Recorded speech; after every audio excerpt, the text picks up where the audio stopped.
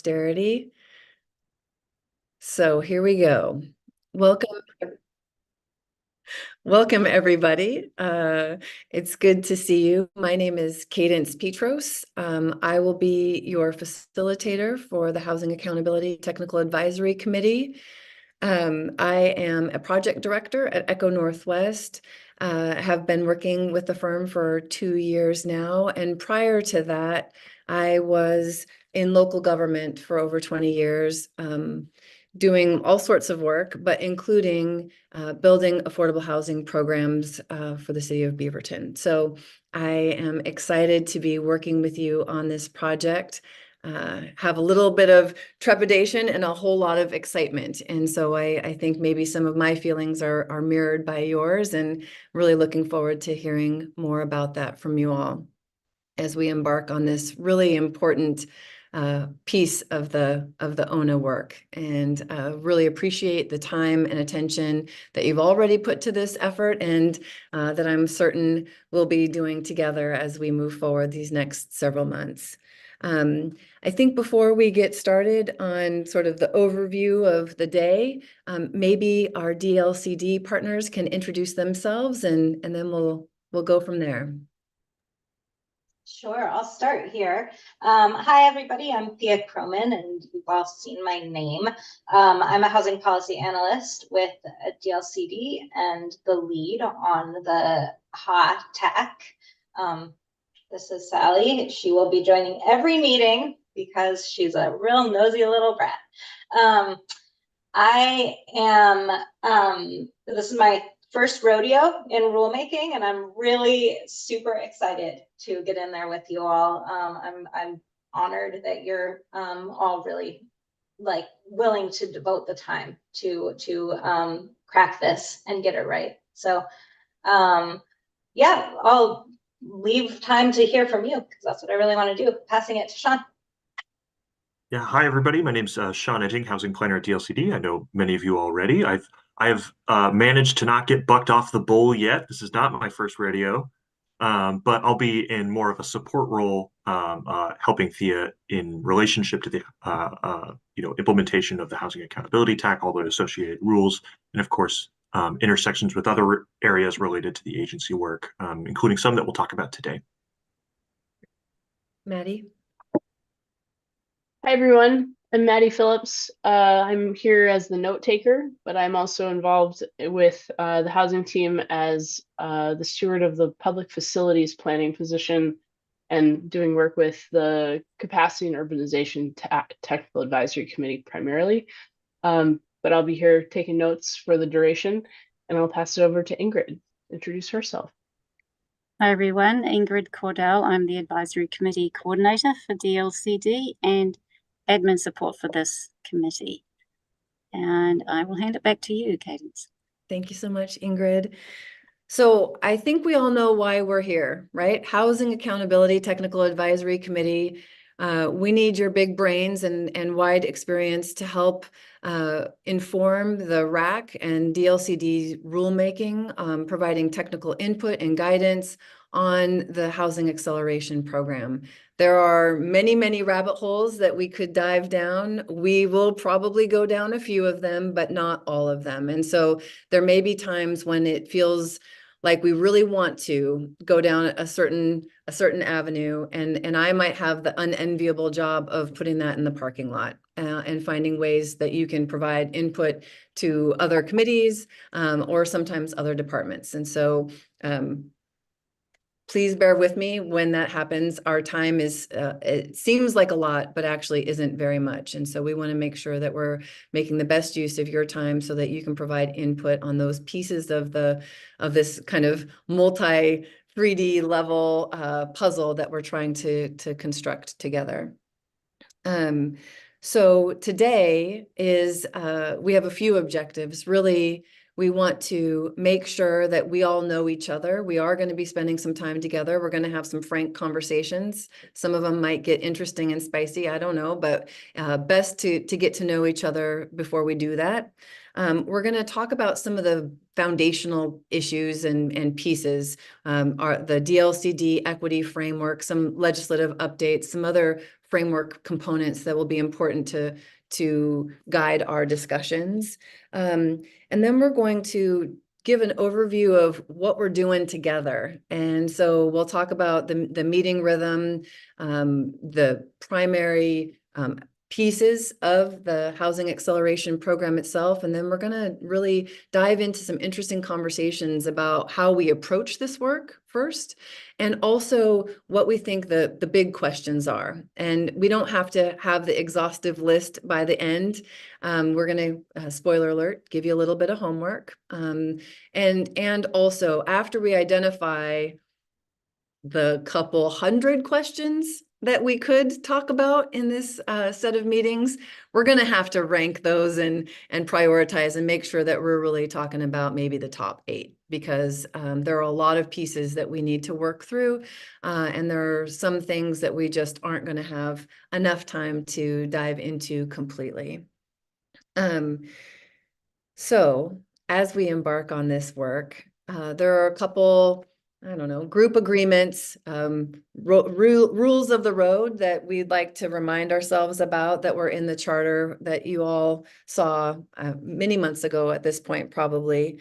They are not quite all of the rules we learned in kindergarten, but similar rules, right? So let us try to stay on topic. Sometimes we need to take a little detour to get really to the end of a conversation. And so little detours might be okay, but let's generally try and stay on theme. Let's try not to overtalk people. It's sometimes difficult in a Zoom room. And so we're going to also give each other grace from when that happens, but let's try to talk one at a time. And we will probably use the hand raise emoji. I don't know what raise your hand virtually when you want to speak, and be aware this isn't a huge group, but it's not very small either. And so if you find that you are talking much more than others, can you take a breather for a minute and make space for someone else to talk? And also, if you find that you're mostly just listening, you're on here for a reason. And if you're not speaking up, you're probably not saying something that somebody else might really need to hear. So both of those things, please hold those in mind. We're not gonna call on the quiet ones, and hopefully we're not gonna have to tell some of the big talkers to be quiet. We think we're gonna be able to manage that, self-manage that, but please do keep it in mind. And then some of the kindergarten stuff, right? We are talking about issues. We're not attacking people. We are being respectful of others. Things that I think will be easy for us to abide by. We want to make sure that this is a productive conversation. I know that I can be high emotion on many occasions, and so that might happen. I mean, hopefully I won't be high emotion in this room, but some of you might get higher emotion. And if that happens, we can have a grace around that also, but please, let's be professional. And also, if we can avoid side conversations, and we have technologically done that a little bit by disabling the chat unless you need to contact the host. Sometimes that can be very fruitful conversation, but it can also be a distraction. Especially for people like me that are constantly wanting to know what other people are talking about. So I'm going to pause here for a minute and ask if anybody has any questions or thoughts before we move on to you all introducing yourselves. Okay. All right. Well, now it is your turn to introduce yourselves. Thea, I think you were going to put into the chat what we'd like you all to do to introduce yourselves. If you could say your name, your organization, how you've been involved in the ONA thus far, either now or before, and then 2 main questions. What are you most excited to discuss in this Zoom room, and what are you most nervous to discuss as part of this technical advisory committee? And I think what we're going to do is we're going to go down the participant list. And it looks like it's in some version of alphabetical order, either by, well, it looks like by first name. And so since we've already introduced the DLCD folks, I think we're going to start with Al Johnson. Hi, everybody. Well, I've got my mute off. How about that? First time. Good start. Uh, I'm a retired land use lawyer. I retired in 2010. Been around a long time, since basically since Senate Bill 100 was adopted. I'm a former LCDC hearings officer, and I litigated most of the Goal 10 appellate decisions that are out there that are probably relevant to some of the things we're doing today. And also had a lot to do with rulemaking and goal interpretation over the years, and other goals as well. I had a statewide practice, represented just about everybody in public, private, nonprofit, affordable housing, unaffordable housing, you name it. And I've been involved in legislation and rulemaking around housing for most of that time, including, I guess, most recently, the community equitable communities rulemaking process. And so I've been following the legislation and been involved in some of the testimony there too. And I'm very excited to be, kind of at this place where we're going to be, again, dealing with the issue of making it actually happen, because that's what HATAC is all about. So I'm extremely excited and nervous about that. Thanks, Al. It's nice to meet you. Ann Catlin. Thank you. Ann Catlin, City of Albany. I've been the comprehensive planning manager for the city, and I wasn't involved with the ONA, but produced a couple housing needs analyses, economic opportunities analyses, all that. We produced a housing implementation plan. We're getting ready to actually implement that. I was on the CABC rule making stuff too. I'm excited to be a part of this. It's always helpful to be at the table and learn from everybody else. I think everybody brings really valuable experience from their own communities, and I'm hopeful that we'll come up with some meaningful indicators for how we might move people through the process to actually have also meaning and equitable outcomes. I'm a little concerned about housing production, even though I know we're addressing accountability, but we've got issues like wetlands and things like that that are real obstacles in our communities. And how do we address the equity, restorative justice piece, and ensuring that that is actually addressed in our production? I think that's going to be harder to measure. So I'm curious to see what this group comes up with. We can get a lot of input, but how do we know and measure who's living in the new units without going a lot deeper, which we can do. So anyway, I'll leave it at that. Thank you. Thanks, Ann. Ariel? Hi, everyone. I'm Ariel Nelson. I use she, her pronouns. I'm with the League of Oregon Cities. I've been involved in a number of rulemaking processes with DLCD, and then previously when I worked at Oregon Housing and Community Services, led rulemaking there. I'm on all of the TACs in the RAC, was part of the legislative negotiations on the bill, so I'll be bringing that lens to these discussions. I am most excited, really excited to see a lot of familiar faces and important representation in this group. And so I'm really excited about the potential to really bring that expertise to the rulemaking in this category. Most nervous, I think this is a theme just kind of throughout the rulemaking for ONA is, there are so many challenges and so many opportunities to come together and address our housing production goals and crisis and do things differently as a state. But also I think we need to be really clear about what tools are for what and what programs are already achieving what other policy goals and outcomes, and making sure that we're not saddling cities with a tool that's not actually workable across the state. So wanting to make sure that unfortunately, I'm nervous that I may have to be a voice of limiting enthusiasm and expectations of what this tool could or should be, and where we have to point to other tools or what's really possible for cities. Thank you. Barbara?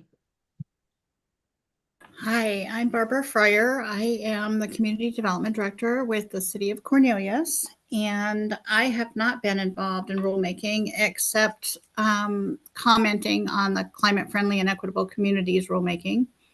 So I haven't been intimately involved. I am really looking forward to the process. I represent one of the smallest jurisdictions in the Portland metro region, and I hope to bring a lens that informs the process about how different some communities are from other communities, and that we can find common ground and find a way to meet everyone's needs. Maybe not the same way, but meet everybody's needs. And that is also a concern, that it will be difficult to do that. So thank you. Thank you, Barb. Okay, Daisy. Hi, good afternoon, everybody. My name is Daisy Quinones. The pronouns are she and her. I am a senior housing policy analyst with Metro's Housing Department. I haven't formally been involved in the owner process prior to this. However, when I was working as a consultant in California, I supported a number of cities on components of their housing element process. And I think the ONA is a bit inspired by California's housing element process. So I'm excited to bring kind of that perspective and potential learnings from elsewhere. I'm also just really excited about getting to work with you all and collaborating with you all. What am I most nervous to discuss? I don't know if there's anything that I'm particularly nervous about. I do think kind of Metro's role in this process is a little vague to me so far. So I'm kind of, yeah, maybe just looking forward to clarifying that a little more. Thank you. Thank you. Gust.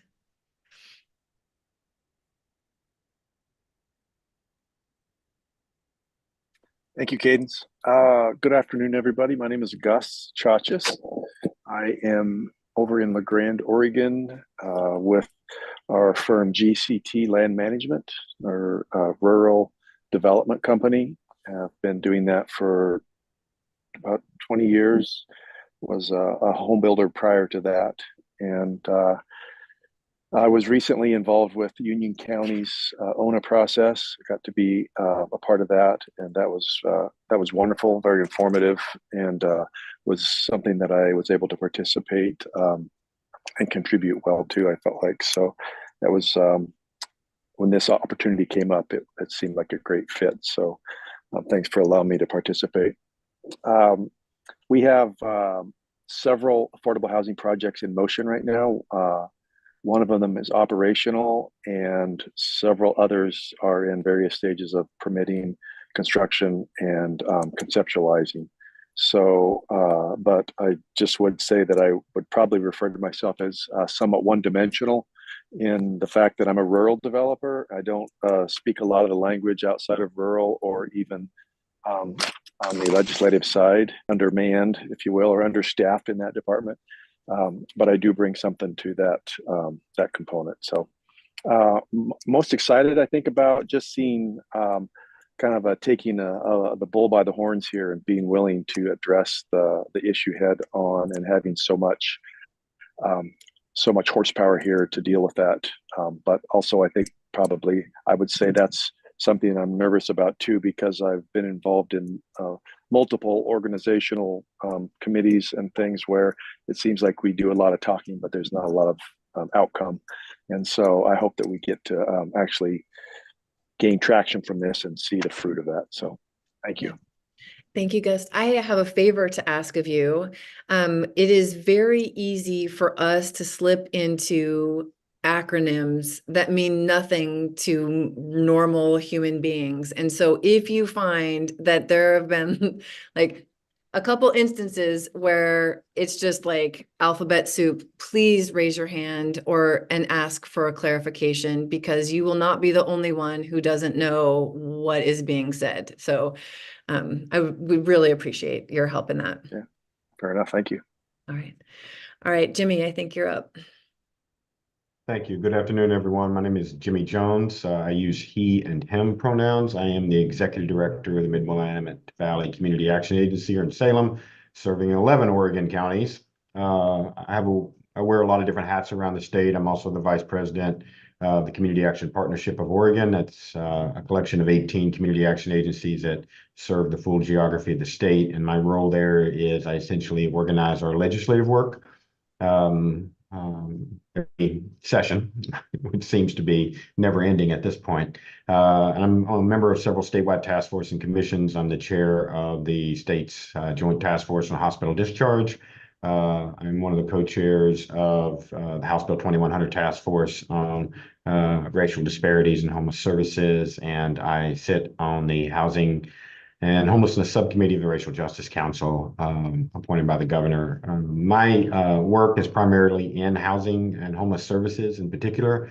We operate a sort of full spectrum of services here locally, everything from a very large prevention effort to kind of keep people in their homes to more than 300 shelter beds here in Salem, and very large amount of rapid rehousing services from state and federal resources across our community. So I guess what I'm most excited about is I see some faces I know here, and really excited to help be a voice for vulnerable populations and the homeless population in particular across the state, and to make sure that our grandchildren can afford to live in this state and don't have to move out because it's just not enough places to live. And I guess like Ann, I'm sort of nervous around the production side. In particular, I know there are a lot of really complex questions there, limiting questions, as Ariel said, that are going to be really hard to solve. But I'm really excited to get started. Thank you. Great, thank you. Karen. Hi, everyone. My name is Karen Burig, she, her pronouns, and I am the long-range planning manager at Clackamas County. So working for a county is unique and different than cities. And I think also Clackamas County is also very different in that we're in the Portland metropolitan area. So we have a very large portion of our unincorporated area that's actually within the Metro UGB. And so it provides a lot of unique places, especially as we talk about how these different rules are applied. And so we're looking forward to learning. We're going to have new responsibilities as a county that we hadn't had before. So I'm looking forward to learning from all of you and the experiences that you've had. We're also, I anticipate there's going to be a fair deal of coordination that we will also be responsible for and working with regards to our city partners here in the metro area and how that works.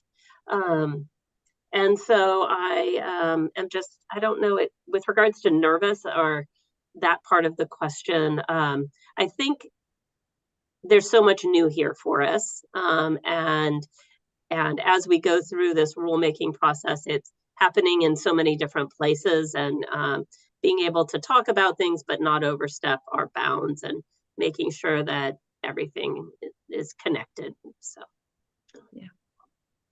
Thank you, Karen.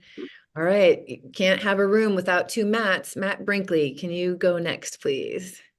Yeah, thanks. Matt Brinkley, Planning Director, City of Medford. I've been involved in rulemaking with other rulemaking, and with ONA, really our involvement has been in legislative advocacy leading up to this point.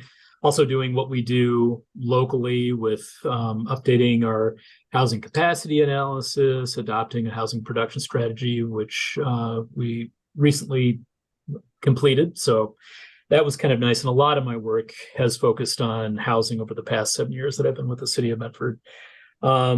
So I'm excited, hopefully, to come up with some kind of rule that is going to be mutually supportive, collaborative, and really enable jurisdictions to achieve these housing solutions that we need in order to reach the outcomes that I think we're all aware are desperately needed here in the state of Oregon. I'm not really nervous about anything in particular, but I do have a sensitivity being in the role that I am toward holding jurisdictions accountable for housing. This is one of my One of my gripes, I think, about House Bill 2001 is just kind of in the tone and in the language of the legislation. You know, I don't build houses. I'd like to be able to do that, but I work for people who don't want to do that. And I understand that what we can do is create a landscape where we're able to do that and provide support. And so that's what I'm hoping this and, you know, everything surrounding the rulemaking achieves. Yep. Same, Matt, same. All right, Matt Sears.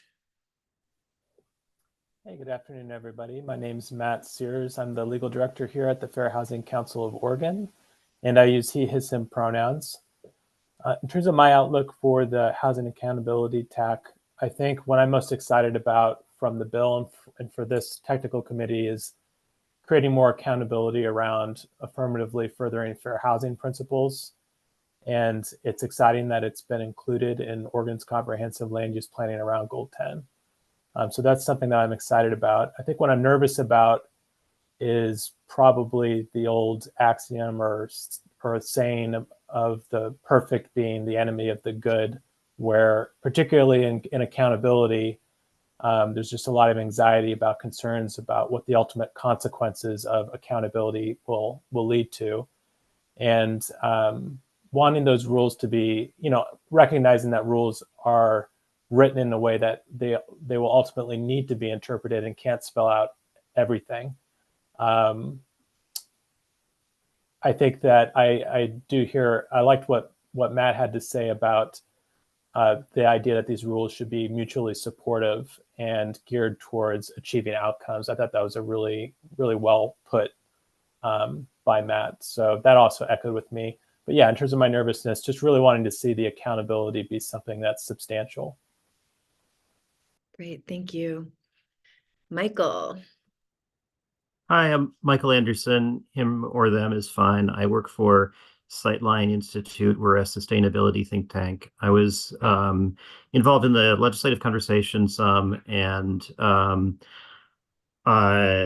also coming to this as somebody who's done some advocacy at the local level. And so part of what I am excited about is I feel like of the three big obstacles to housing production for localities could be fiscal, they can be technical, and they can be political. And it seems to me that the purpose of the accountability piece of this law is to help solve the political problem, which is very hard to solve. And I think if we can design this well, we can create something that does do that by giving cities enough nuance and direction to do things on their own. I think that's the key to solving the political problem while also giving direction. So that's great. I'm so excited that that's part of this law and to be working out all with you.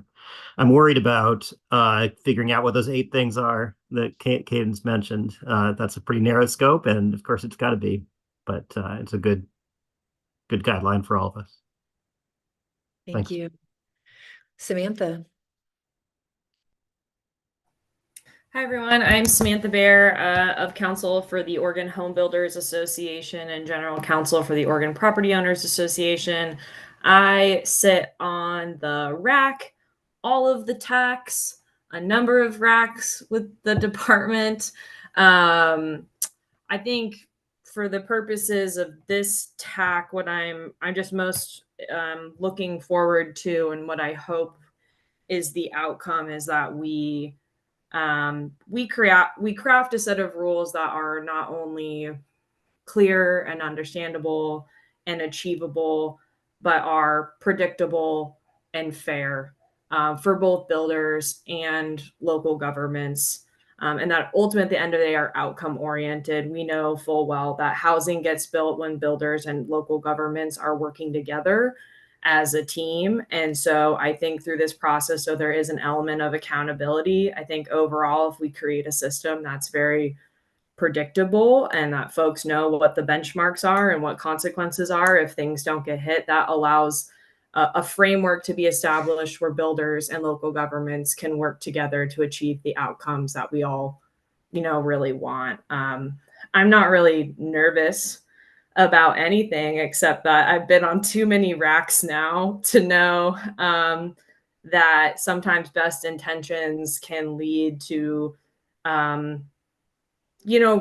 challenge. Those don't always translate over to administrative rule in the context of the APA. And so, I hope that throughout this process, we're able to separate, what really needs to be in rule versus what can be in a guidance document or done through education or other things like that, so that we just have rules that really work right out the gate. Thank you. All right, Samuel.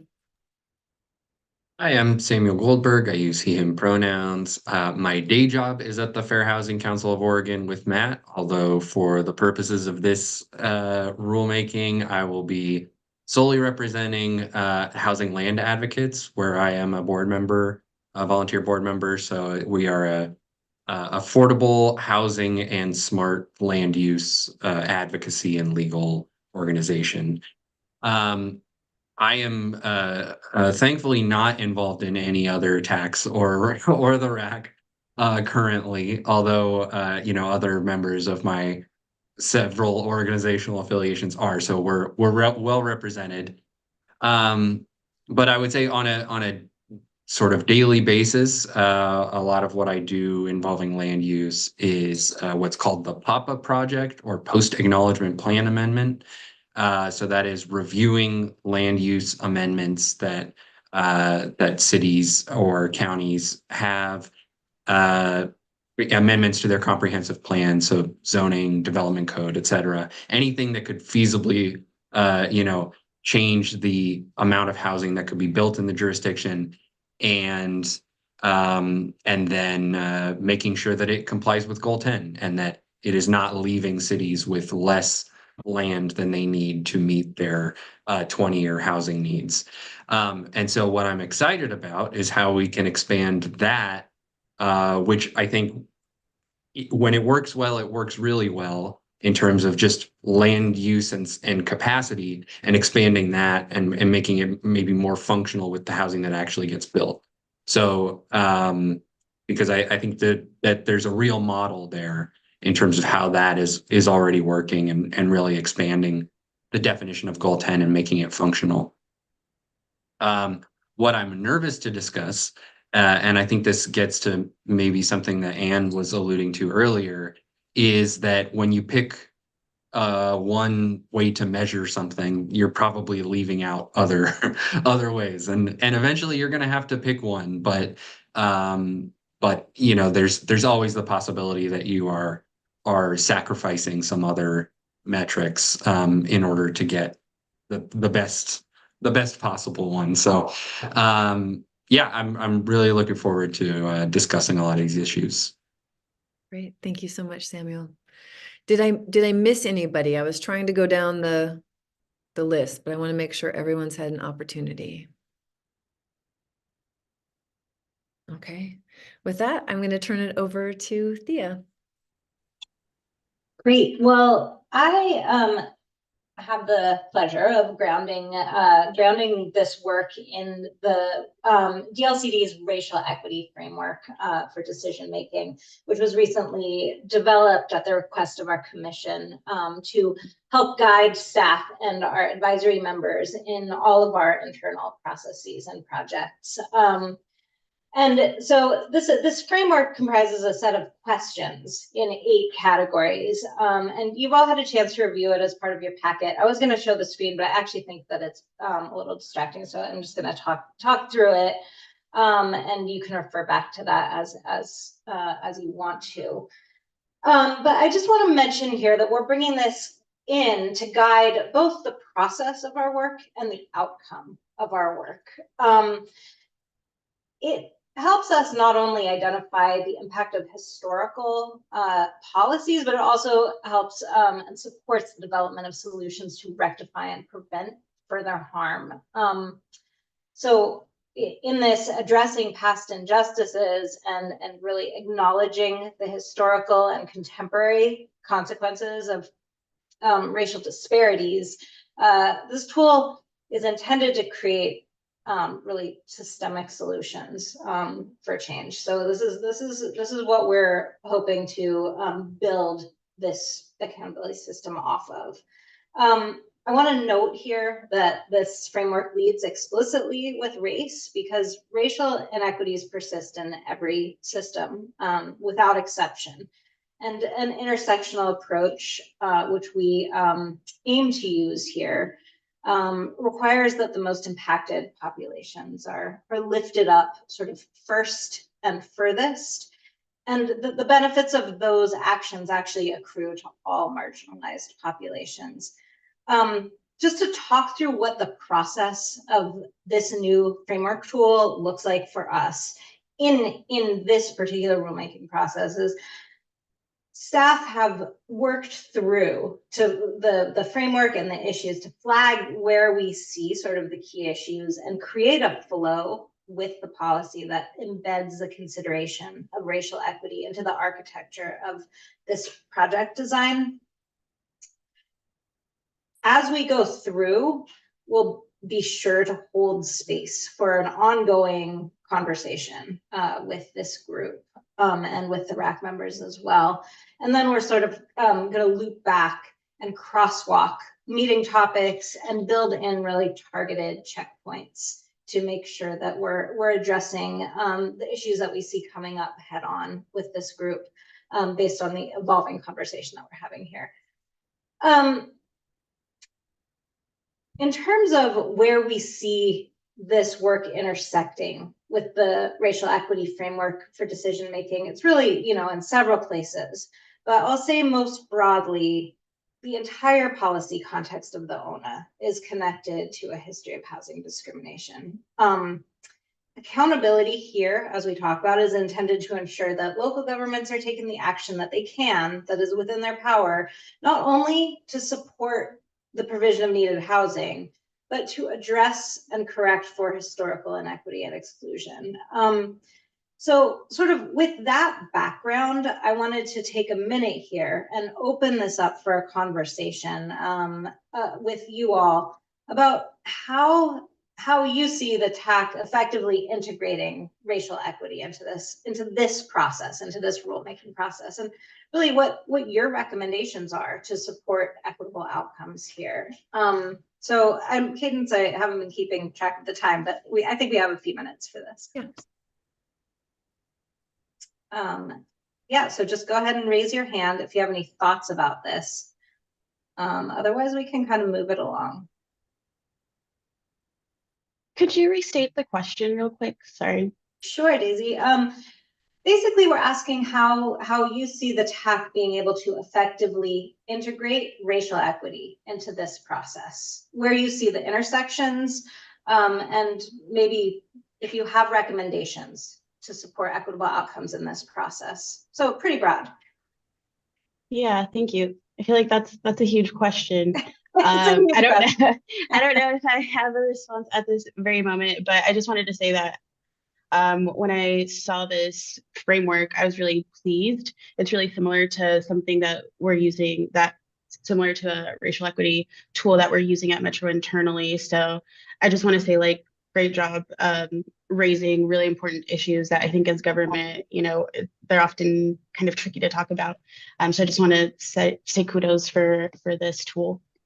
Thank you, Daisy. And yes, if you don't have a response right now, I mean, these are big things that I wanted to introduce right now so that we can continue to think about. I did see Al's hand pop up, but Daisy and all of you, anytime that you have a thought that relates to this, please know there's space for that. Thank you.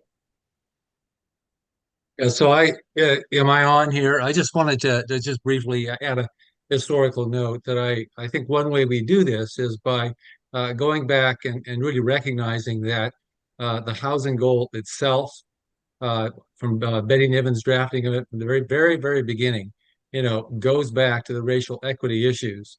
And in the earliest decisions, the commission was citing, our old friend, this 1968 Kerner report. Okay, it's been there from the beginning.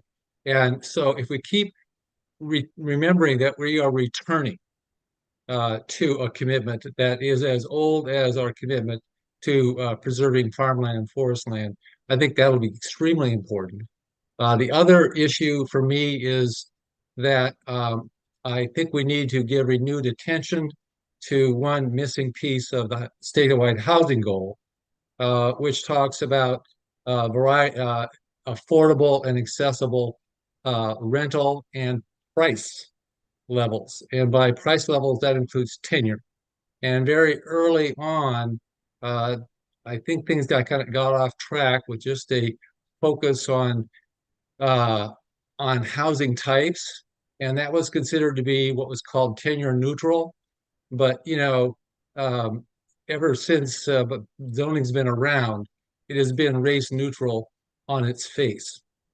Tenure neutrality is just the latest, most sophisticated version of that. So we need to get back and recognize that we need to pay attention to what we're doing and what its outcomes are in either beginning to mitigate or entrenching and perpetuating that kind of history, especially with access to home ownership. That's my short sermon. Thanks, Al. Thanks, Al. Cadence, go for it. Okay, Barbara. Hi. So I would like to just acknowledge that much of the farmland in Oregon has been supported by farm workers. And we have, I think, not yet addressed sufficiently farm worker housing. In my community, we have the second highest Latino, Hispanic identified population. And we know that we need to do more for this population. Woodburn has the first highest. And if you look at the two communities, there are definitely economic disparities in both communities. And so I would just encourage us to look at perhaps those communities as subsets of the overall equity issue. Thank you, Barbara. Matt. Yeah, so I was just going to say that I think if the TAC is really thinking about centering racial equity, I think one component of that too is to think about accountability also in terms of residential segregation and thinking about residential segregation indices. So, really as part of the accountability framework, thinking about examining concentrations of poverty and concentrations of populations according to protected classes under fair housing law, like race and color and national origin. And then, even when we're talking about other aspects of, building housing that has good access to education, to transportation, to healthcare, environmental quality, all of these aspects of planning around where to place housing or how to build housing have a racial equity component to them. So just making sure that we are shining that lens on it. Great, thank you. Samuel. Yeah, thanks. I think one new innovation in the land use processes and the housing production strategies in particular that is working well so far is the contextualized housing need. Not just looking at the top line numbers, but specifically looking at the needs of the people who are underrepresented. And so for the purposes of this TAC, as we are going through this, I guess anytime we have a chance to do a version of that for ourselves would be great. Having the top line need and then following that up with, and also here is who's being, shut out of housing, who's being particularly underserved by the process as it stands. Great, excellent, thank you. Michael. Just to briefly riff off of Matt's comment about concentrated poverty, the other side of that is also concentrated privilege, and segregation exists at both extremes, and we should be thinking about both and what we can do to prevent segregation at both extremes, especially I would say concentrated privilege areas. Where the good schools, access to transportation, trees, and groceries are. Where people want to live. Yeah, okay. Thank you. So this is, as Thea said, step one, phase one of how together we are going to implement equity into our process and hopefully into our recommendations, that will then also lead to equitable outcomes. I'm hopeful that not only DLCD staff, but also every one of you will be raising your hand and bringing up equity issues as you see them. It's really going to take the work of all of us to make sure that we are approaching these already tricky questions and policy issues in front of us with a well-rounded outlook, so that we are making sure that the outcomes of our work and then the DLCD rulemaking and the process itself lead to equitable outcomes for Oregonians. Okay. So next up, I think, is Sean to give us a little legislative update. Yeah. Thank you, Cadence. And so I'll be delivering a kind of brief update. So we just wrapped up with the 2024 session, right? We took a little bit of a break to kind of enable all those things to happen and play out, and let the dust settle a little bit and see what we had to pick up and what new direction that we got that interfaced with our pieces of work. I wanted to talk through two of them that have an intersection, kind of, well, yes, an intersection with some of the work that we're doing here, because there's some nuance to it. And I wanted to give you guys an update and to talk a little bit about like how we can expect this to interface with our process as we move forward. And so there's two bills that I'm going to talk about in part. One is Senate Bill 1537. This was the governor's housing production package, right? Kind of the major star of the 2024 session. We also have another bill that kind of gave some direction around model codes called Senate Bill 1564. And both have a little bit of a nexus to this work. So I'll start with the first one, 1537. So this production package consists of a lot of different components. I'm actually not going to talk through most of them that are really intended to kind of facilitate in the near term production outcomes to work towards, right, kind of achieving additional production over the next couple of years. There's a lot of provisions in there, things like, adjustments, a UGB provision, all that type of stuff. But the one that I wanted to talk about a little bit the intersection with this work is an office that the bill directs our agency, the Department of Land Conservation and Development, to establish with Building Codes Division. And this office is called and kind of confusingly titled, the Housing Accountability and Production Office. And I know a lot of you guys are very deeply familiar with what this is. For those who aren't, essentially the point of this office is to provide assistance, resources, guidance, best practices to local governments, to folks in the development community about kind of the review process associated with housing production, and specifically how it intersects with state housing laws. And there's also kind of a role for the office in kind of facilitating coordination among different state agencies and trying to coordinate funding sources, essentially to reduce barriers to the production of housing kind of on the ground, right? So this is an office that's going to be established over the next couple of years. One point of kind of confusion that kind of happens is some people think like, oh, this is the office that's going to implement this work that we're talking about on the housing accountability TAC. And there is maybe some degree of nexus, right? For example, this office is going to be doing things like reviewing codes. They're going to be trying to connect people with resources and funding. And those are things that we absolutely can talk about and think about in this process.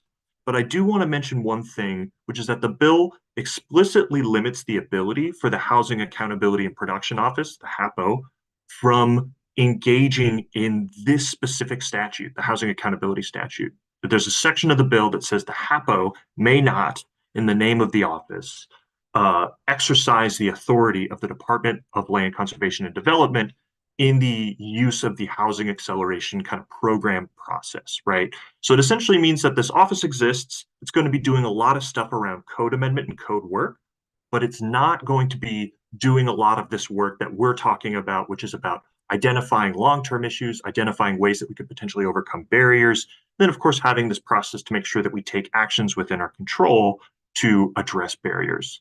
So that's one piece that I wanted to talk through. I'm going to take a minute to pause there to see if folks have questions before I talk about the model codes bill. Yeah, Michael. So the HAPO, is it HAPO or HAPO? HAPO. HAPO. Oh, hey. Oh, I guess, yeah, if you read it, you would know.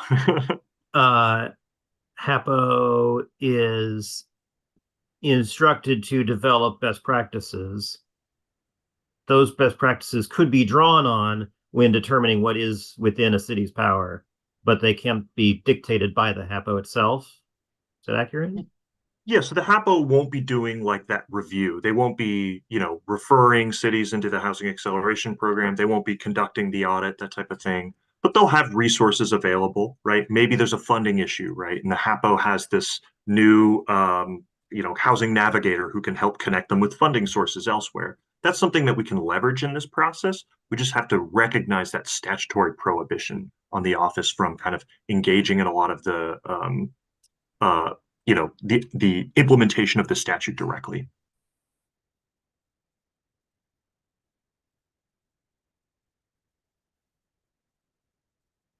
Right. Other questions? Any discussion on that? Because if not, I'll move on to talking through the second piece that we have, which is on model codes. All right. Well then, okay, so the second piece, this is another bill that passed. It's called Senate Bill 1564. This is a bill on model codes, and it seeks to kind of build on some direction that we got in the original Oregon Housing Needs Analysis Policy. We knew in the Oregon Housing Needs Analysis Policy that we would be needing to kind of draw on and develop some model codes. Typically, model codes are something that we can develop, and they serve as a series of best practices for local governments. The ONA policy added an additional use for these model codes that we'll be talking about in this process, which is, we have this process by which we develop, an audit process. We develop an agreement to take actions to things within our control. But the model codes are listed as one of these tools that if we need to move to that enforcement side, right, if we don't take action by a deadline, these are things that can kind of come into play and in some cases, apply directly to the development of housing. So it adds the second purpose to it. This bill adds a third purpose, and it gives us additional direction on it. This third purpose is that for cities, and it's kind of intended for small cities, if they decide that they want to use these model codes, rather than taking it and amending their own codes using these model codes, they can simply opt to apply a model code by reference directly. So this could be particularly useful if you're in a small city with, say, really outdated code. You can opt to adopt a model code by reference. It's just an option for cities. And you can do that kind of modularly. That was kind of an additional functionality that was added to this model code, and it's presumed clear and objective, right? So there's not necessarily risk of appeal under the clear and objective statute. Now, we also know that while we have to develop model codes, we didn't know exactly what types of model codes that we could develop. And this gave us additional direction. It directed us specifically for a few different housing types for single-family detached dwellings, ADUs, middle housing, which we already have model code for, and multi-unit housing. We'll develop for those four different housing types. And we'll also do it for cities based on their population size. So we'll have one code that is designed for cities, really small cities, cities below 2,500. Another that is designed for cities between 2,500 and 25,000. And then another that's designed for larger cities, cities above 25,000. And they are kind of there and they're provided as options, but they serve those three different functions. So one thing to know about this is something that is due at the end of 2025, which is a year after this kind of process ends. So this process ends at the end of this year. Our deadline for the model code is at the end of the following year. So what that means is once we kind of work on this rule to kind of set up the framework, we will need to have some kind of transition to thinking about the model codes. We don't know exactly what that looks like. We think it's going to involve work with this TAC. We also think it kind of connects to the needs and production TAC because they're talking about adoption-ready policies, right? So it might make sense to kind of coordinate these discussions.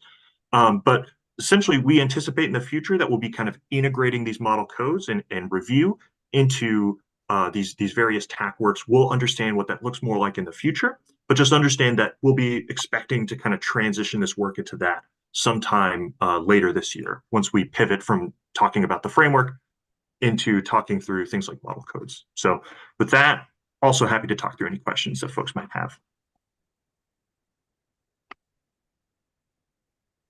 Yeah, Karen. Yeah, can you remind me how then the counties, because you were referring to different city sizes, how does that work with the counties? And Yeah, so my understanding is that this is a bill, the way this third functionality of enabling a city to adopt something by reference, it is intended for cities. I don't believe it's open to counties, and they directed us specifically to develop these model codes in relationship to cities.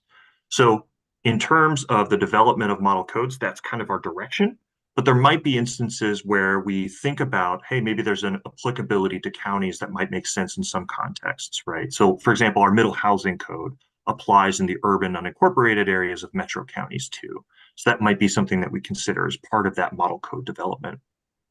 Well, But and it's then not part of also, our direction. yeah, and if these model codes might be used as an accountability tool, and counties might be within that realm of being being held accountable, we might need to think about that as a tool, right? You know, and how it might, what differences there may or may not be, right? Yeah. Mm-hmm.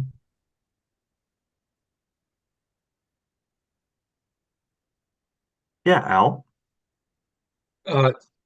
Sean, just kind of responding to Karen's comment. We do have another legislative session coming up, so I assume that out of all of these tasks, there's going to be kind of a little shopping list of possible tweaks that could happen. So it emerged out of our discussions that we really felt like there should be some way of incorporating urban areas within the county that are unincorporated, or anything else that comes up. Some of those things may end up having to be dealt with by little adjustments to the legislation in the next session. And since this is to be done by the end of 2025, that could happen. So it's not necessarily off the table just because it isn't there right now. Is that correct or not? I mean, you're right that session's always around the corner. That's definitely true. But do we pretend that it's not, or do we assume that it is? That's kind of my question. Oh yeah, no, I understand.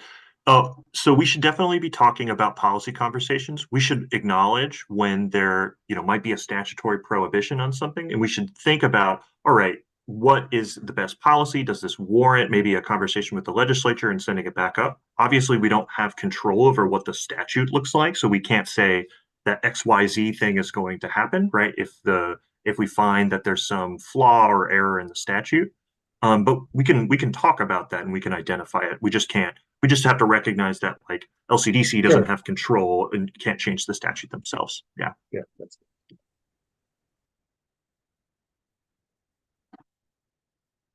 Okay. Thank you, Sean. Next up, we have a discussion about accountability versus outcomes orientation. And Thea is going to lead us through that conversation. And I think Matt from Medford brought this up earlier in the discussion about sort of tone, tenor, and what are we actually really trying to do here? Acknowledging that there are some things within jurisdiction's power and other things that are not. And so how we approach the problem set and the words we use matter. And so Thea's going to walk us through a conversation here. So I'll turn it over to you. Thanks, Cadence. Yeah, and I really appreciate, I heard this very explicitly from Matt, but also from a lot of you about sort of how we orient ourselves toward the task at hand.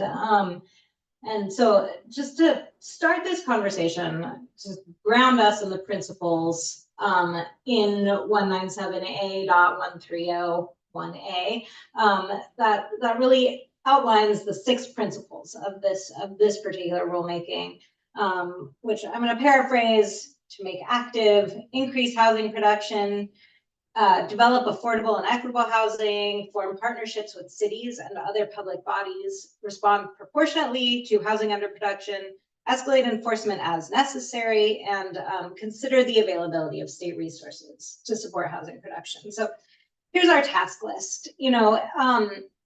Layered above these guiding principles are those that are sort of already codified in 197A.025, which guide the agency and our commission in adopting any rules relating to housing and urbanization. And these also essentially support a commitment to housing production, affordability, and choice, with really strong connections to both equity and partnership with local government. So just wanted to sort of highlight those. I encourage you to spend time with those if you haven't already. That's what we're, those are our guidelines. With that in the background, I want to have a conversation, like Katie said, about sort of the statutory responsibility. And we have to balance this in the context of sort of these intentions. So one, how do we achieve the desired outcome? In this case, moving our state toward that goal of greater housing production, affordability, and choice. And at the same time, how do we best support our partners in this project? I'm going to say that I don't necessarily see these in conflict, but I do want to acknowledge that there's this tension here and name the tension, which a lot of you have already sort of pointed at, that jurisdictions are concerned about being held accountable to externalities that are not within their control. And to those jurisdictions here, I really just want to acknowledge that we know you're working super hard, and you're in this room because you know better than any of us how difficult the provision of housing is on the ground. DLCD's orientation to this task is to help identify barriers, provide resources if jurisdictions need assistance, provide cover and take the burden when things become kind of politically unpalatable at a local level. And finally, for those that really don't take action, to bring the force of the state to help bring them into alignment. Acknowledging also, like Barbara pointed out, jurisdictions need different things. And, it's not monolithic. These tools have to be really well tailored. We ultimately want to just make sure that cities that are doing their best to achieve the results that they're working toward are successful. And getting back to sort of how Cadence framed this, because words matter, because the way we talk about this is ultimately how we're gonna build it. I want to spend some time sort of with you all discussing where we want to lean. Is this accountability or is it outcomes? And understanding that that's all part of the same system. I just want to sort of open this up to talk about it and essentially kind of get a sense of what we want to call this. Is this the housing outcomes tech? We've been joking about the HOTAC. So want to just open that up to you all. Where do you fall? What are your concerns with how we frame this? And what are sort of where can you see the sort of the most fruitful results coming from? So go ahead, take it away. I want to give this time to you.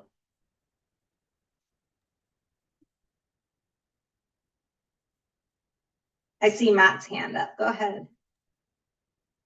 Well, unsurprisingly from my comments before, I think we should really be focusing on outcomes and the ways that we can support the outcomes that we're looking for. I think the way that you've laid out those sort of three kind of goals for this TAC, I think is useful. I think the challenge is figuring out the sort of the thresholds, how we kind of define the point at which a jurisdiction has sort of gone from 1 to 2 to 3, or however we characterize that. And I don't think it's probably as simple as just kind of having this sort of linear sort of kind of process. But I think in terms of the tone, I think everybody here is really focused on the outcomes and getting to those.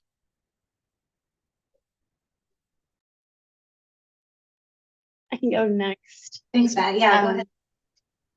So from my understanding, the Oregon Housing Needs Analysis Framework puts forth that, jurisdictions have to take actions lay the groundwork for the housing that is needed to be produced, right?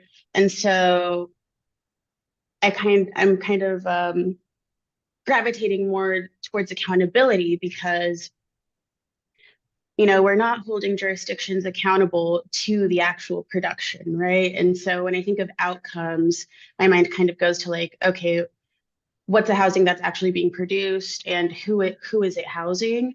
And that is data that is just logistically really difficult to get for a number of reasons.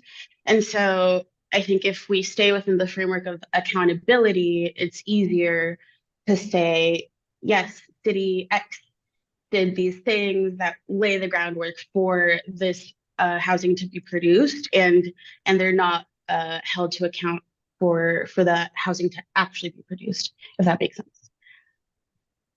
Great. That's all I have for now. So that's a super interesting perspective. I really appreciate that, Tizzy. Sam, go ahead. Yeah, I am obviously not interested in holding cities accountable for broad economic forces that they don't have any control over or something like that. But, you know, clearly I think we did get into this situation in part because of actions that jurisdictions took. I've seen a lot of examples of you know, zoning decisions that made it impossible for, you know, functionally impossible for multifamily to be built for decades. And it was actually, you know, affirmative actions that a jurisdiction took that caused that situation. And I think with the ONA, you know, the equity component of the ONA, in a lot of ways is it's about holding jurisdictions that are well resourced or politically connected, holding them accountable for the burden that they have placed on jurisdictions that are not well resourced or politically connected, and making sure that they can't just continue to shift the decades of housing burden that they've put on their neighbors. So yeah, I think that while I love having as many carrots as possible, like there does have to be a strong accountability component in order for this to work. Absolutely. And I think getting to the point where there's really a sense of what a fair share means is a big point of this work. So thanks for highlighting that, Sam. Gus, go ahead. Thank you. I continue to hear the same sentiments, I think, with the fact that we want to be politically correct in that we don't want to hold jurisdictions accountable for things outside of their capabilities or comfort zones. But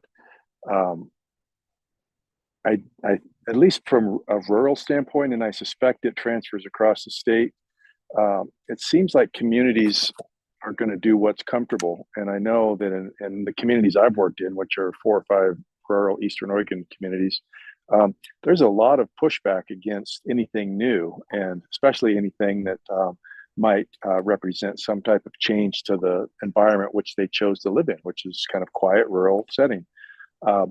And I think the city council and the city leadership can certainly be affected by that. So I really like the idea of, like I went in with a concept development, and I submitted just a question to the city about it. And at the next council meeting, it came up as a discussion item. I wasn't even there, but there was several people that showed up instantly in opposition to this concept because it was bringing affordability into neighborhoods that weren't necessarily affordable. And so I kind of just let it subside because I have so many other things that I can work on that are probably less, that have less resistance.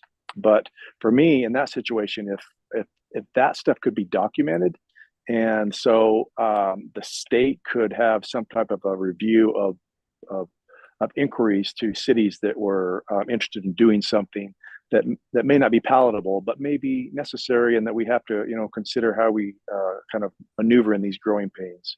So that was just one thing that I thought about. Thank you.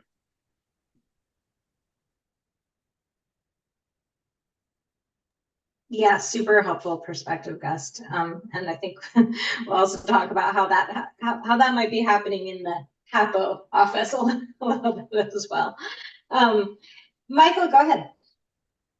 On the question of outcomes versus actions, my read of the statute, and please straighten me out on this, is that the first test is whether you're hitting your various production targets plus the equity metrics.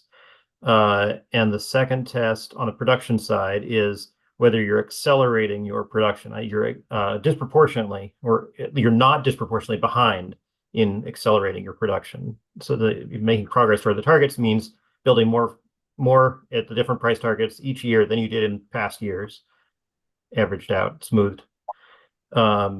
And so that is the empirical path. And hopefully, I think the existence of that can create a pressure for cities to come up with creative ways to meet the desired outcome that will be much more nuanced than anything we can anticipate at the state level. The backstop for that, if cities and jurisdictions eventually are failing to accelerate, just to accelerate, then it comes to what are the specific actions you can take to demonstrate that you're doing what you can. So I really like that sequence in the law that says the best thing is for you to find your own way. The second best thing is for us to come up with some ways not to even hit your targets, but to demonstrate you're doing what you can. And I feel like if we can come up with a good list of things that a city can reasonably do to demonstrate it's doing what it can, that's as much as we can hope for from a process like this.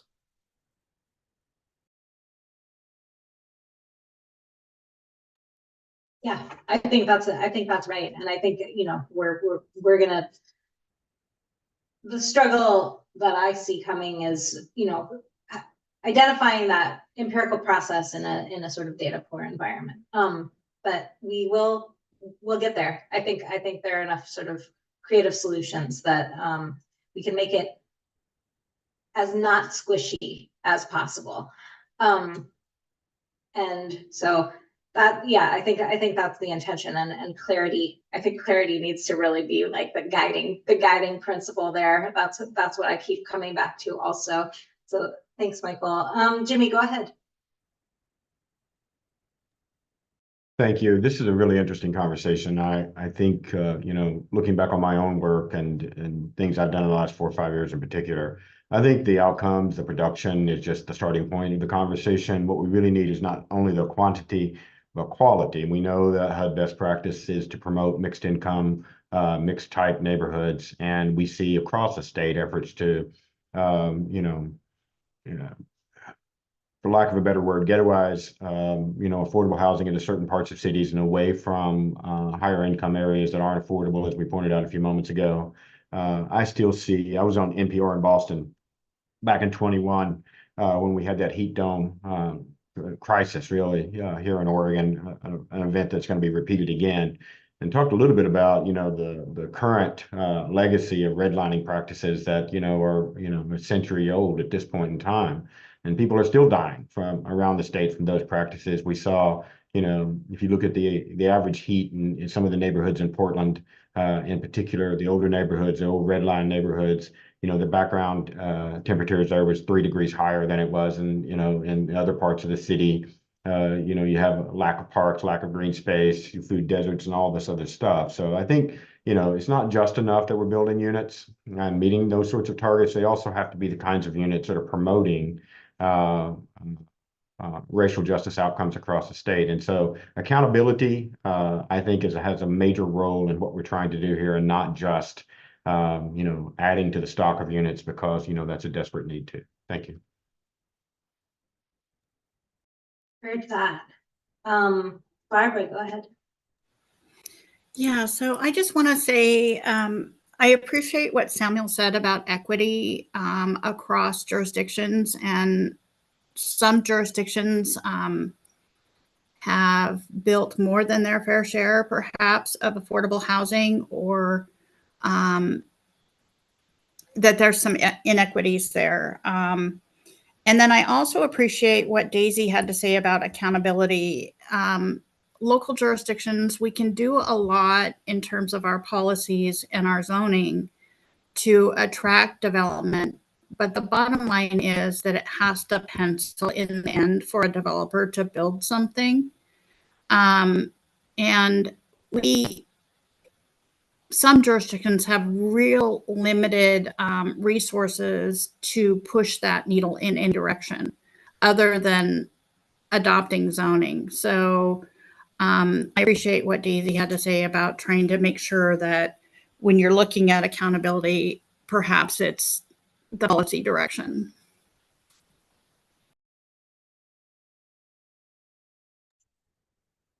Thanks, Barbara, for that perspective. That's super helpful framing. Ariel, go ahead. Thanks. Just a quick note, and maybe somewhat related to some of the previous comments. Considering affordability, I think that the rules might want to consider publicly supported and affordable housing and other affordability levels slightly differently in terms of what cities could or should be doing. And specifically want to also just call out, I realize that this is rulemaking specific to DLCD, but we do have a number of cities who have not been able to access resources at OHCS for affordable development. And that's primarily because it goes through a developer, not through the city. But we don't currently have like a clear nexus or path for cities to more directly encourage or prioritize those resources for their communities. And then also, even though we've had some really amazing investments recently and hope to continue to have those, there's cities that have had developers compete and haven't gotten anything. So like the city of Bend still, I don't think has received a multifamily lift award, and they're, arguably one of the more pro-housing, housing forward cities that we have. They've got a lot of resources they're putting on the table. They have the ability to do that as a larger city. So just want to make sure that that's a consideration when we're considering like what's in a city's control, what's not within a city's control, and what is not, and how we consider what's appropriate or what we want cities to be trying for, or what the bare minimum should be. It's going to look a little bit different for different affordability levels and what the resources are. Yeah, that's something that we need to consider, and what kind of resources are available to support this, both in terms of technical assistance and funding as well. This has been a really super helpful conversation. And I don't know, Cadence, is it time to wrap it up? We can, yeah, all right. Well, yeah. I appreciate everybody getting in there and starting this really good orientation conversation about how we're gonna approach this problem. Yeah, thank you so much. So next on our list, and we are running a little bit behind, so we're gonna accelerate a bit here so that we can end on time. Actually, Thea, I think you're up to talk a little bit about the logistics and the TAC role. And if we could just do that pretty quickly, and then I'll do a much more abridged discussion of the steps of the acceleration program so that we can get to the juicy part of what do you think are the 100 questions that we're going to narrow down to 8. All right, I'll be super quick. I just wanted to take a minute to talk about the RAC and TAC roles and flow, which I say it really sounds like a group exercise class at my gym. So we've talked about this before. Just a reminder that the RAC is sort of assigned to talk about the high level policy direction.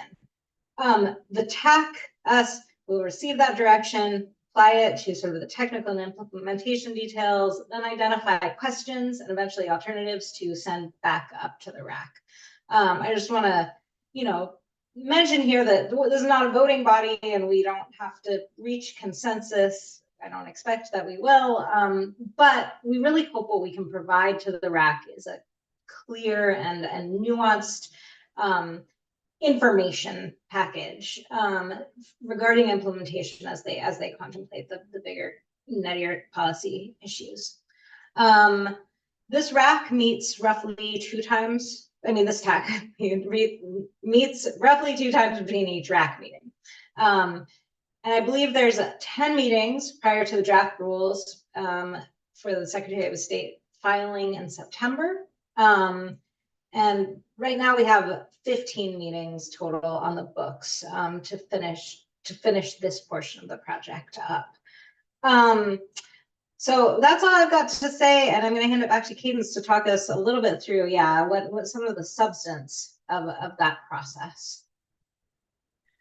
Okay, so thank you, Thea. Before I jump in, does anybody have any questions about the logistics, RAC, TAC, meeting schedule, etc.? Okay, all good.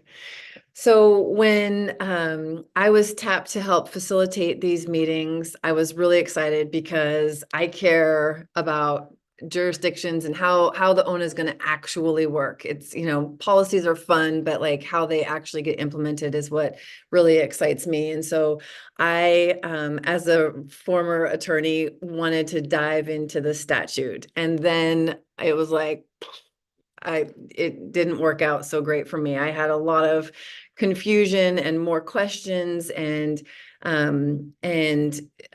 had to kind of map it out for myself. And then I was like, oh, look, this is actually super easy. It's just like 3 real steps with a pre-step. And then I kept reading, and it looks a little bit more like this.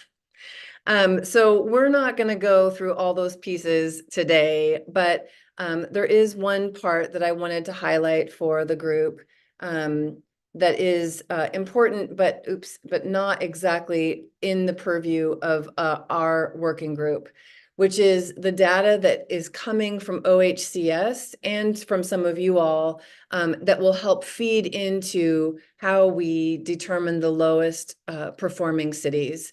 And so, as you all know, you all will be providing annual reports that will feed into the housing production dashboard. That's not just total units produced, but also progress toward targets by income segment. And you'll be compared with similar market types. Anything that you see here in bold are things that need some more clarification.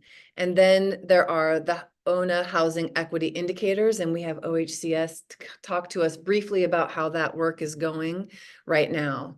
And then it's determining the lowest performing cities, essentially who is going to be referred in that vein of the referral process. And there are some choices here. What are the criteria that can be used? And it can be any combination of these things, which are how you've made progress towards your total target, to those affordability target production goals, and the statewide housing indicators. The only real restriction is that DLCD can't make a determination for referral based on a single equity performance measure. Then we move down to the referral system. And here you really have to start with, are you at your midpoint? Right? And if you're at your midpoint, then the question of, are you one of the lowest performing cities, as we figured out up here in step 0? If the answer to that is yes, then you're referred. If the answer to that is no, then there's these other questions. Have you failed to adopt your housing production strategy entirely? Have you failed to undertake something in your housing production strategy by the deadline in that HPS? Or have you been otherwise referred? If any of those are yes, then you are also mandatorily referred into the Housing Acceleration Program. And then once referred, I think as everybody knows, an audit is a mandatory next step. And there's a whole bunch of pieces in there that are going to be up for discussion by this group and the RAC and in DLCD rulemaking. And, some of the key pieces are, obviously, this audit has to be done in cooperation with the city. What does that look like? There's invited stakeholder feedback. there's a determination about some of the inactions or inactions that can impact fair and equitable housing. And what does that look like and what does that mean? Right? And then within 6 months, DLCD needs to have completed that audit. And the next step there is a 6-month period where the jurisdiction and DLCD negotiate an acceleration agreement. And the statute talks about things that that DLCD must do and things that the city must do under certain circumstances. And here is a little flowy chart that tries to describe what that is, right? First, were you able to successfully negotiate an acceleration agreement? If the answer is no, right, that's when an enforcement order is the option and that process takes place. And some of those tools of others are model codes, procedures, and withholding some cash. But if you were able to enter into an acceleration agreement, then DLCD must make available to the jurisdiction technical assistance, funding, and whatever other funding it can find under the state couch. And then if DLCD determines that there are some barriers to housing production that are within a jurisdiction's control, this is a really important point, right? Then if yes, then you may be agreeing to amend your HPS or agree to interagency mediation if there are other roadblocks in your way that might be helpful to be mediated with the state. And then if you're doing your best and it's still not working out, then what they might have you do is make some findings in the next HPS. So that was a little bit of a whirlwind through the Housing Acceleration Program, but these are the main steps. And I'm going to stop share for now because what we really want to do is open it up to you all, and Maddie and others are taking notes to identify what do you think the biggest questions in each of those phases are, because we're very likely going to devote meetings to audit. And what are the big questions in that phase, or acceleration agreement, and obviously referral is a very meaty topic that we'll be discussing next in a couple weeks, actually.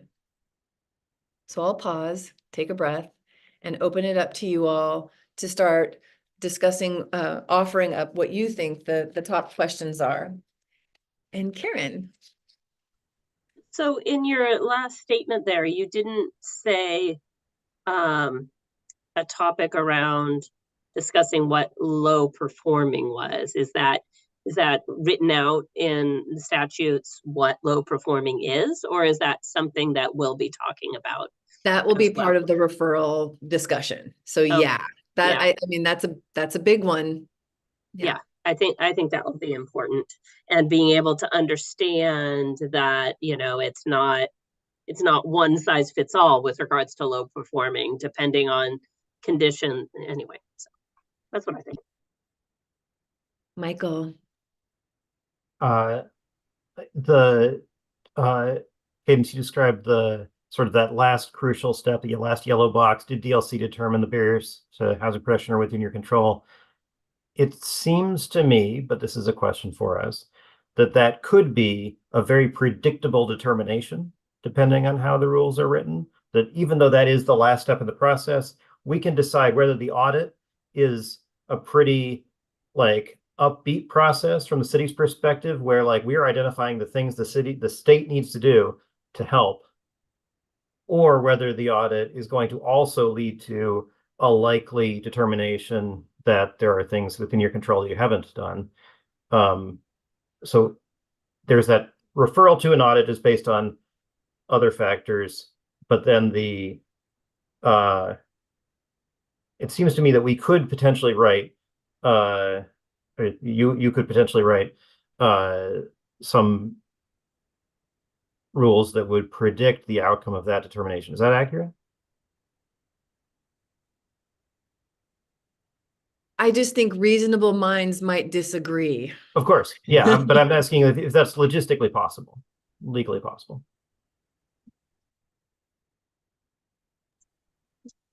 What do you think, Sean? Well, I'm actually just trying to understand the question a little bit better. You mean writing rules to Can you rephrase that? So like heading into the audit a year before the process, you know what's in the HPS, you know what is in cities' existing practices and rules and codes.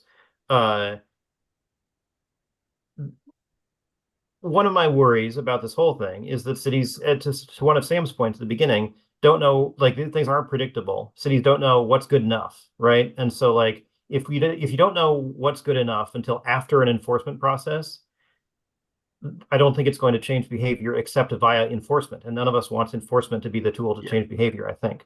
So like, it seems to me that if we can define pretty transparently how good is good enough, and a city will know as it heads into an audit, can we count on having fulfilled these requirements, that'll take the heat down off of everything. And also it'll lead people to just get this stuff done without the whole need for an enforcement process. Right. Like, have you done the things in your HPS that you said you do? Well, and are those things good enough? Yeah. And I think we can talk about that too in the context. So like, one of the questions, right, that we'll need to talk about, and we'll start talking through alternatives in the next couple of meetings, is that, referral process. Like, we have these metrics, right? We know they're not one size fits all. They're intended to be a flag as to whether we need a deeper evaluation. Then we have that audit process. How can we structure that to deliver at the when we get into the housing acceleration agreement, some clear and kind of tangible steps, right? Like, what is the outcome of that audit, right? That's something that we get to decide as part of the overall rulemaking process. So we should think through how could we structure it to make it effective, right? So yeah, no, I think the answer to that is yes, but we have to think about it more structurally. We probably don't want to get to the nitty gritty of like, here's this policy and then this policy, and then we outline them all in rule. That'd be very difficult, right? And it would be a long list of things. Sam, I guess it's possible. I mean, Yeah, I guess following on that, maybe some having some clear expectations for what DLCD is doing in this process. And for instance, like, what is a fair timetable to give a city to respond and something like that. If that's not clearly defined, then I think that, we run the risk of like, while I know that any city, it's going to be have different circumstances for why they're not meeting their targets or why they're having all of these issues. If they're not clearly defined expectations on that end, and if we end up going too lenient, then we could also end up with similar problems. I think Michael said it well. Like, going into the process, I think everyone should kind of know what the outcome is going to be in order for everyone to take it seriously. Anne. Yeah, I mean, really good discussion. I'm just thinking back to the development of the housing production strategy, that's the really important piece, because that's what you're being measured on. So if we can focus the resources and technical support to identifying barriers within the communities and developing a housing production strategy that has the strategies that are known to reduce some of those barriers, hopefully we don't have very many situations where we need to refer people into the acceleration program, right? But I think that, defining those expectations within the housing production strategy, but really evaluating that housing production strategy and knowing, as a city, I want to know that I've done enough and that we're implementing enough strategies, because we can't necessarily control the outcome. And that is really important to have that measurable. And some of you guys have mentioned that, but I feel like a lot of this is, how good is your housing production strategy? Yeah, thank you. Ariel. Yeah, I think Anne kind of said part of what I wanted to respond to Michael's thoughts on.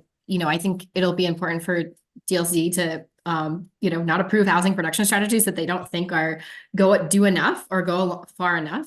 And then, that measurement, as folks are saying, is really like, are you doing what you said you would do in your housing production strategy? And if you didn't, was it in your control or was it not? Like, was it a ballot measure that failed, right? Or, a bond or something like that.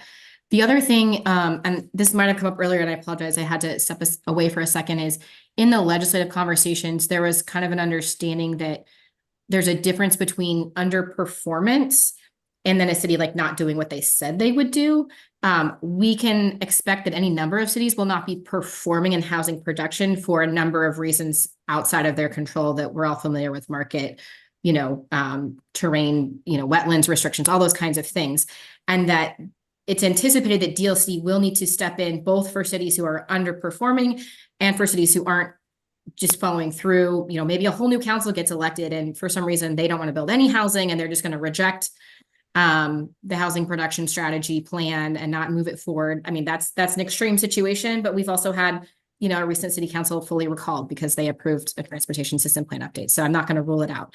So there are differences between that. And we do want DLCD to step in with support and resources in those situations where cities, could really use it to make their housing production strategy happen. So I think just understanding that underperformance will happen. My understanding is it's supposed to be relative to other similar market cities, similar size cities. I think that data will be kind of informative. I don't know that we're going to have apples for apples situations across this state, as we like to, Bellevue and cities like to remind, one size does not fit all, but I think we will see some generalities. And where does the state step in? And then also to Michael's point, cities are going to want some predictability, right? They don't want to put all of these resources, public engagement, time, effort into a production strategy that doesn't have a chance of success, or if DLCD is going to hide the ball. I don't think that's the intention. So we need, it's a balance of clarity so cities can aim towards where they need to go, but with some flexibility, because, we can't have, as folks have said, really prescriptive policy specific requirements across the state. Thank you, Ariel. So I've got 3 hands up, and I think what we'll do is we'll take those 3 hands, and then we want to make a little space for OHCS to talk about the equity indicators. It will be a great setup for our next meeting. And please know that you're going to have some homework, and so there is definitely more time to add questions. Al.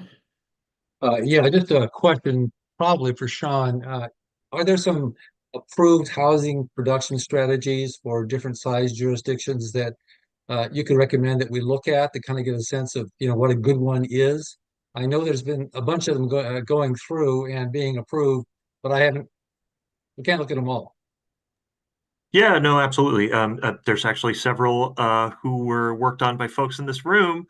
We have on our website, we actually carry all adopted and approved housing production strategies. We actually have a series that are pretty strong, including some that I've reviewed, which include Medford and Gresham, but I know there are others as well, including, for example, the city of Beaverton. I don't know if I would recommend one as the gold star. I think we're seeing a lot. We're actually kind of in a process of learning a lot about what local governments are doing, how we can improve the program, and maybe supplement it, of course, in the context of rulemaking and but with that in mind, yes, they are available online for folks to view. Okay. Oh, yeah. Okay. So you just told me where they all are, and you mentioned 3. Could you mention 3 again, and I'll write them down, and then I'll have the answer to my question. Medford? Sure. And I'm not saying this to say these are the best housing production strategies. I'm just saying I've reviewed them. I know that these are also good HPSs. I know that most of the HPSs I've reviewed have been pretty solid. The 3 that I've reviewed most closely include Gresham, Medford, and the city of Beaverton. And I'll just note real quick that Sam has probably read more HPSs than anybody in the world. So any insights Sam has to provide on or offline, I'd love to have them, because that's a new field. Thanks. Okay, Michael. Sorry to talk twice on this one. I want to say, Ariel, I appreciate a lot of what you just said. I wanted to flag one thing you did bring up, which was a ballot measure scenario, or similarly, maybe a total turnover in the council. My fairly strongly felt opinion is that when we say what is within a city's control, we're talking about the polity of the city. So the voters of the city are in control of the city. And so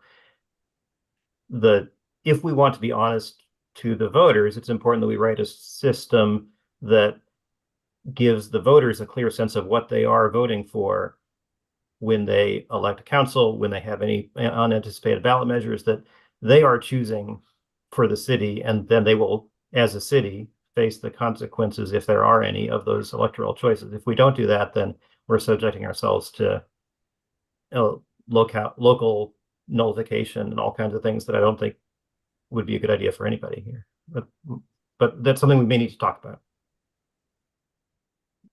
Thank you. Gus.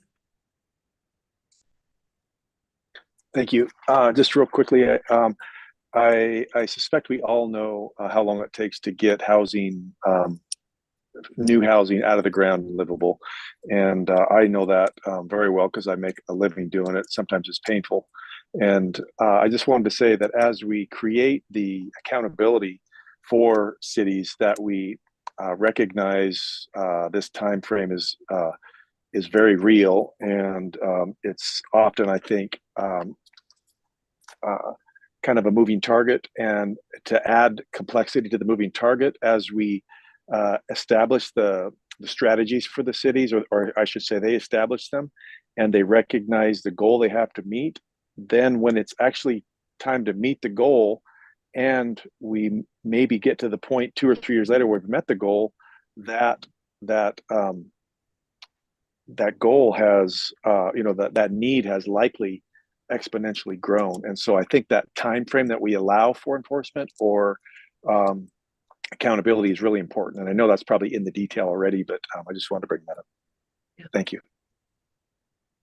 To make it more complicated, it will be tricky with data and the timeline, how data works, as well as the actual housing production on the ground. So we've got multiple layers of timing complexity. So let us switch gears for a minute or 7 and turn it over to OHCS. And I'm not sure who is here. Hi, we have Elise. There it's you me, Elise. Thank you, Nice to see everyone.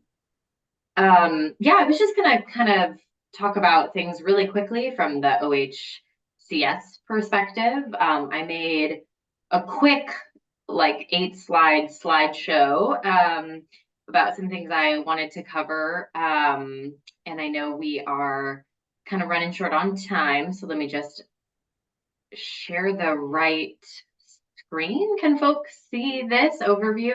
Okay, great. So I'm just going to talk about a couple things. Housing Production Accountability Dashboard, which OHCS is responsible for administering, the equity indicators as outlined in the statute, the timeline for our engagement, and then sort of our rulemaking timeline.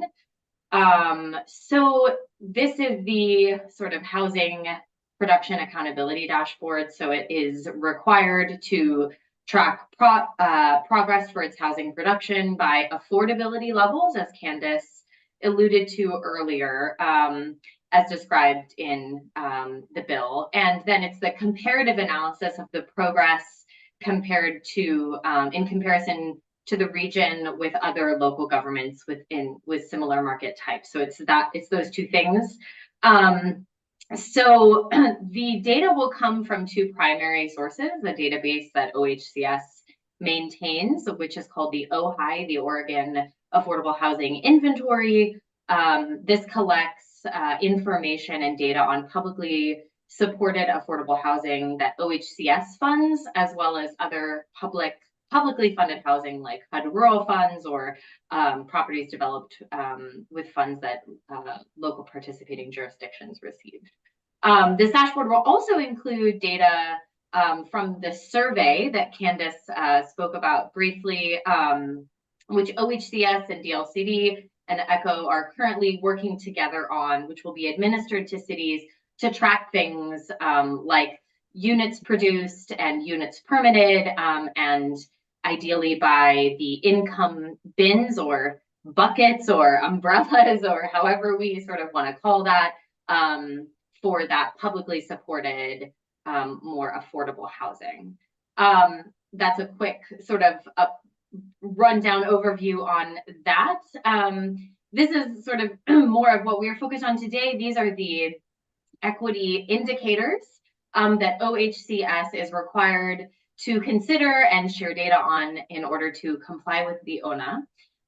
So OHCS is currently meeting with regularly, DLCD, Echo Northwest, and another group called Kearns and West to examine each of these 8 indicators, right? So to take a deep dive on housing types produced and overall land efficiency, to understand the data that is available or the data that is not available or the data that we want to have available to measure housing outcomes like cost burden. And so we're in a really deep process of having those discussions together to talk about the good things and the bad things and the ups and downs of each of these indicators, and really specifically the data that will allow us to measure and to report on these indicators. And so that sort of moves us into our rulemaking process, is that it is our commitment to in the summer. So we're in the sort of March through June where we're having these internal data quality conversations on the equity indicators. And then moving into the summer, we'll be working with both Echo Northwest and Kearns and West to have some public engagement where all of you will be invited to have those discussions where we go through in a really detailed way each of the ups and downs of the data sources that will or will not allow us to measure each of those equity indicators. And then there will be sort of in the fall, the draft rules process that will come here to one of the RACs, and then the equity work group, and then of course to DOJ, and then there will be a public and legislative comment session, and then we'll have those published by December. So what will be in the OHCS ONA rules?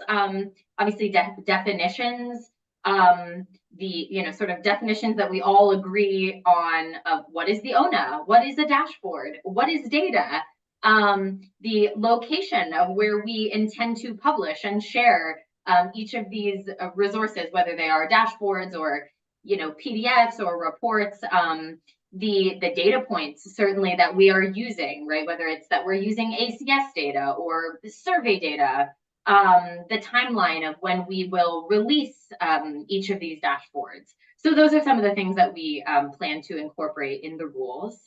That's sort of says the same thing, so I'll skip that. And then just sort of like the future, I've got sort of a list that folks can sign up to provide me with their email address, so that we're making sure that we're hearing and from the right people, and we're inviting the right people to sort of our, we're not calling it a RAC or a TAC, or we don't like have a fancy name for it, but yet maybe we can get one. And so we'll be sure to, when it's in the summer when we have those and when we're hosting those with Kearns and West, to reach out to everyone so that they can have a voice and understand sort of what's happening and to be a part of the process. So that is my really brief spiel. I wanted to we have got 8 minutes, so I didn't want to take up too much time. Elise, that was magnificent. You went through it great. Thank you. It's hard when you're at the bottom of an agenda, so I appreciate you. And Ariel has her hand up. Thanks. Hi, Elise. I have a couple questions. One is LOC's been kind of looking into different data opportunities or gaps compared to what other states have. And I know that we've got a lot coming on board with your work and OHCS's work with the ONA. But when we met with PSU recently, they said they are also collecting permit data, but at the fiscal year, and they do it with a lot of other reporting from cities, and they do it for all cities, which is something I know not all cities are subject to the ONA formally, but something LSC is really interested in. Has there been any discussion about streamlining or aligning those reporting requirements for cities so that we can just have cities reporting the same information once a year, whether it's to OHCS or to PSU or both at the same time? There haven't been conversations that I know about, but that doesn't mean that they haven't happened. But that's good to know. And it's something that we can most certainly investigate and sort of connect with and chat with PSU and the folks there who are doing that to see what it is precisely that they're collecting. You know, we certainly use their population forecast estimates. That's a really fantastic data source that is a key part of this. So if they have something particularly around like permitted and produced units that sort of meets the requirements of the ONA, I agree with you that that would be easier for everyone to have there be a one-stop shop. So that is something we can commit to investigating for sure. Great, that would be huge. I know cities do most of their reporting at the fiscal year, and so that's actually a better deadline for them than a calendar year. Yeah. And I also know we have some work to do in defining those permit starts and finished units, because like one city's townhome is a detached duplex, is an ADU, is a this, is a that, and we want to know like what types of middle housing or like what the right category is that we're going to talk about things statewide. So I think PSU was looking at those conversations, and I would just hate to have two parallel efforts that would just, you know, cities already have a really hard job. So that was my first question. And then the second one is just a thought. You know, I know we lack statewide data, particularly for our rural areas. So we're a little bit constrained in terms of like for like data that we can use to compare all cities across the state. But I also know that when we get to our, you know, more rural communities, we kind of lose, you know, the data is maybe a little meaningless in some situations with the margin for error in population. Maybe that's less of an issue for the cities at 10,000 and above, but I'm curious if there's going to be opportunities, and maybe this is kind of iterative and it's not something we have the answer to right now, but for cities to bring in qualitative housing market data that isn't available at the statewide national level to help influence their HPS, influence the audit process, you know, when they're having those barriers and challenges and opportunities conversations with DLCD, if they're in a, you know, support situation or acceleration plan, like what are the opportunities to look or build in qualitative information? Yeah, I think there's that sort of, you know, under the subsection 8 or H, which is other measurable factors or indicators identified by the department. And so that's sort of that perhaps qualitative flexibility that recognizes that, you know, the quantitative perspective is not always the most or best representative, particularly when we're talking about equity. And so I think that those conversations should definitely be a part of sort of the summer engagement, where we say, is there sort of a couple more qualitative ones that we all can agree on would be more definitive representations of sort of how we're meeting equity for particularly those, whether that's everyone agrees or the smaller sort of 25,000 to 10,000 you know, like whatever it is. But I think that, you know, those are definitely conversations that should be had. Great. Thank you. Yeah, I think especially for that equity piece, I think there's going to be different ways to measure and track outcomes and set meaningful goals for specific communities. And I think Barbara even probably has examples from Cornelius where statewide policy didn't reflect the community. And so wanting just to make sure we have opportunities to avoid, you know, those kinds of situations is great. Thank you, Ariel. Samuel. Thanks. Sorry, I know we don't have a lot of time. I'm wondering how expiring regulated affordable housing is accounted for in this process. Does a unit just go from column A to column B in the event that happens? And I'll say that I ask because while that may not be part of the mandate for this TAC, I do hope that is something that can be better fleshed out in the ONA process and like creating a kind of organized means of funding, you know, the preservation of affordable housing.